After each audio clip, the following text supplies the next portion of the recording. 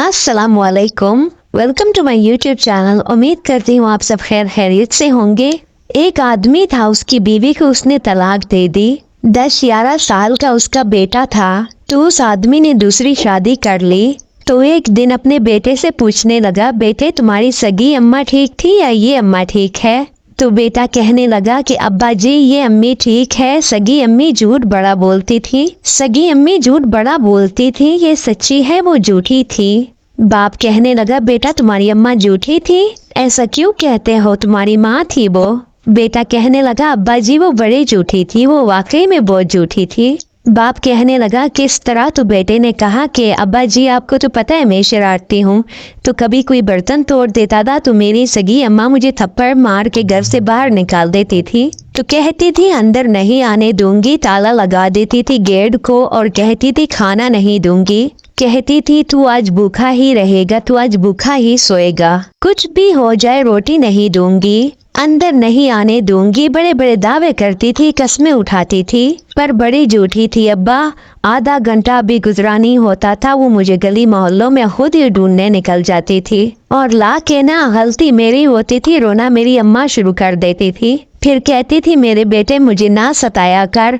फिर मेरी मर्जी का खाना मुझे बना के देती थी। फिर मेरी अम्मा मुझे लाड भी करती थी, मुझे तोहफा भी देती थी। अब्बा जी वो बड़ी झूठी थी। पहले कहती थी सारी रात नहीं दूंगी रोटी, सारी रात दरवाजा नहीं खोलूंगी, खाना नहीं दूंगी, सारी रात बाहर ही गुजारना, बाहर ही सोना। पर अब्बा जी अभी आधा घंटा गुजरा नहीं होता था और मेरी अम्मा मेरे पीछे आ जाती थी। अब्बा जी सगी अम्मा बड़ी झूठी थी, ये अम्मा सच्ची है जो अब आई है।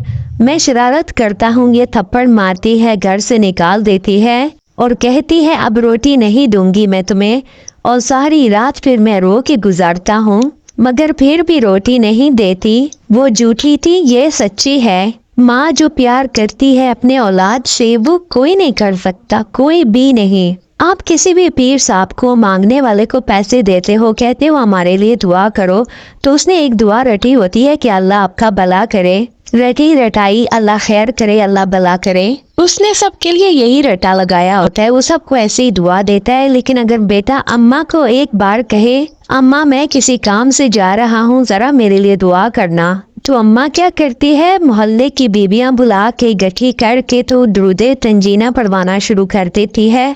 मेरे बेटे का काम है, मेरे बेटे का इंटरव्यू है, तो दुआ करो सब। सारी सारी रात मुसल्ले पे बैठ के अपनी औलाद के लिए दुआएं करती है। एक ऐसा नौजवान होता है जो लाखों के कपड़े पहनता है, हजारों के जूते पहनता है, इतना फैशन करता है, सारा कुछ वो करता है, अपने पर खर्च करता है। लेकिन वो जब खुद बाप बनता है, जब उसके अपने बच्चे होते हैं, तो वो बीवी को पैसे दे के कहता है तुम और अपने बच्चे के कपड़े करवा लो, कपड़े सिलवा लो, सारा कुछ कर लो, मेरा क्या है, मैंने तो कल ही खरीदे थे। वो 18,000 का जोड़ा पहनने वाला, वो 60,000 का जूता पहनने वाला, वो कीमती किस्म की घड़ी इस्तेमाल करने वाला, जब खुद बाप बनता है तो फिर वो कहता है मेरे सही है, मैंने अभी कल ही तो खरीदे थे।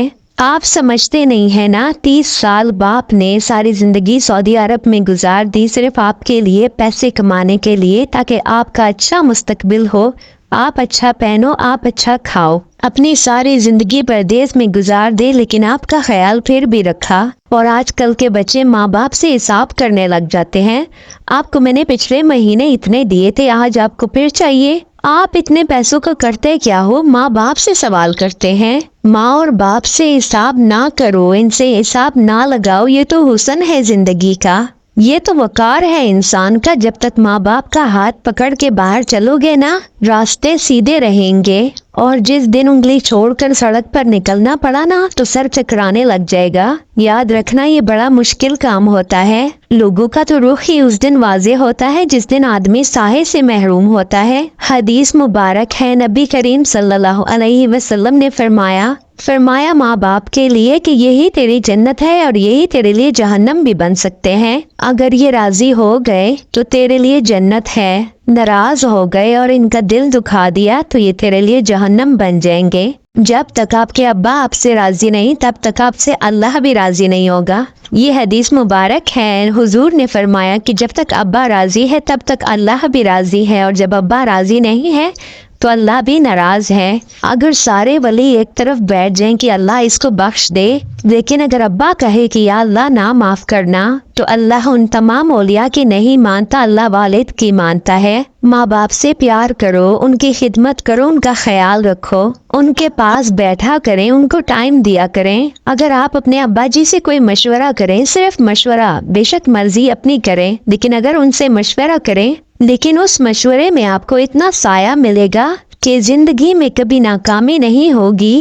اللہ تعالی ہم تمام مسلمان بہن بھائیوں کو اپنے حفظ و امان میں رکھے۔ ویڈیو اچھی لگی تو دوسروں تک لازمی شیئر کرنا، چینل کو سبسکرائب کرنا مت بھولنا، تاکہ میں آپ کے ساتھ ایسے ہی اچھی باتیں شیئر کرتی رہوں۔ جزاک اللہ۔